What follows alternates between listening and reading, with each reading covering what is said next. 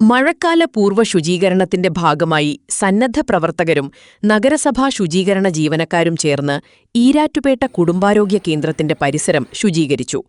നഗരസഭാ ആരോഗ്യ വിഭാഗത്തിന്റെ നേതൃത്വത്തിൽ നടന്ന ശുചീകരണത്തിൽ ഐഡിയൽ റിലീഫ് വിംഗ് പ്രവർത്തകരും പങ്കാളികളായി. നഗരസഭാ ചെയർപേഴ്സൺ അഡ്വക്കേറ്റ് വി.പി. നാസർ, ആരോഗ്യ standing committee chairperson Raina Noufal, വികസന standing committee chairperson Afsal Ijas, കൌൺസിലർമാരായ ഷാഹുൽ മുരിക്കോലിൽ, ജെയിംസ് കുന്നേൽ, IRW ജില്ലാ ലീഡർ യൂസഫ് പുതുപ്പറമ്പിൽ തുടങ്ങിയവരും ശുചീകരണ പ്രവർത്തനങ്ങളിൽ പങ്കെടുത്തു.